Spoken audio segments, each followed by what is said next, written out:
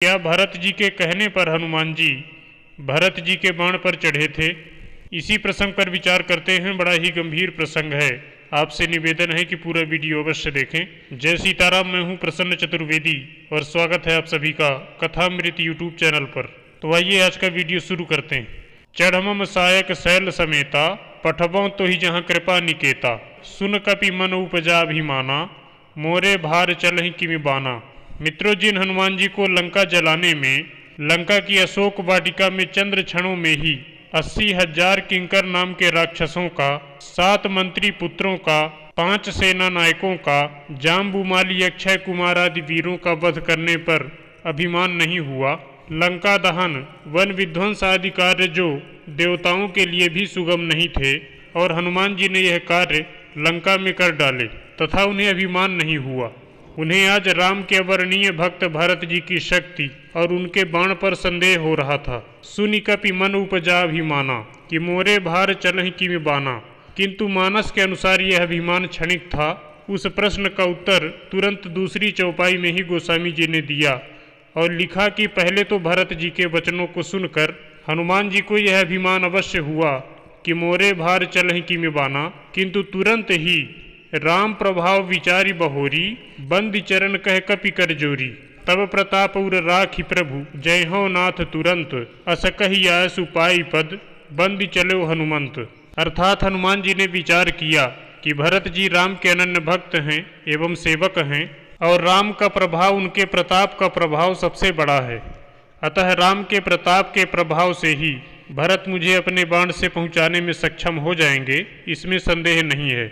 इसलिए हनुमान जी ने भरत जी से यह नहीं कहा कि राम प्रताप उर राखी प्रभु, बल्कि हनुमान जी ने कहा कि हे भरत जी, तौ प्रताप उर राखी प्रभु। चूंकि हनुमान जी यह जान गए थे कि इन पर राम की असीम कृपा है, इसलिए राम और भरत में कोई अंतर नहीं है।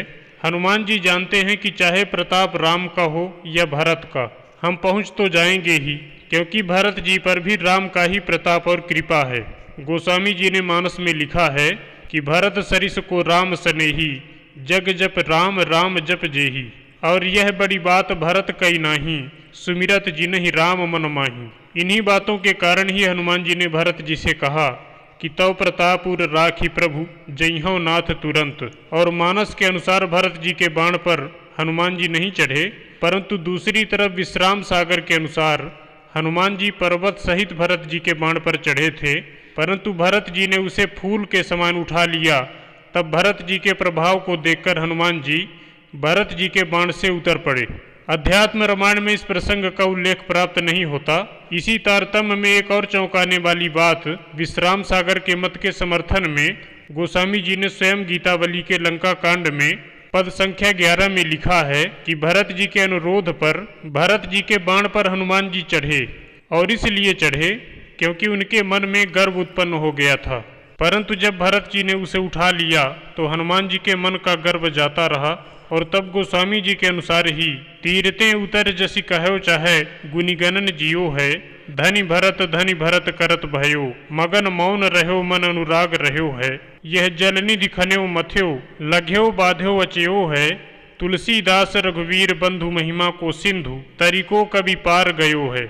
इस प्रकार से मानस और गीतावली दोनों एक ही कवि द्वारा लिखे गए ग्रंथ हैं, किंतु दोनों ग्रंथ में उल्लिखित घटना में अंतर प्रतीत हो रहा है। परंतु गोस्वामी जी ने अपनी रचनाओं में, जैसा कि हमने कई बार इस तथ्य को उजागर किया है, कई कल्पों की कथाओं का समावेश किया है। अतः अंतर होना स्वाभाविक है। कल्प भेद से दोनों कथाएं सत्य हैं, इसमें संदेह नहीं करना चाहिए। संभव है मानस में वर्णित प्रसंग किसी अन्य कल्प का हो तथा गीतावली में वर्णित वह कथा किसी दूसरे कल्प की हो। अतः एक कल्प की कथा में हनुमान जी भरत जी के बाण में चढ़े होंगे और दूसरे में नहीं चढ़े होंगे, जिसका उल्लेख गोस्वामी जी ने क्रमशः गीतावली और मानस में किया है। तो आशा करते हैं आपको यह जानकारी अच्छी लगी होगी। अच्छी लगी हो तो कृपया इस चैनल को सब्सक्राइब करें और नोटिफिकेशन बिल को प्रेस करें। आप सभी भगवत प्रेमियों को जय सीताराम।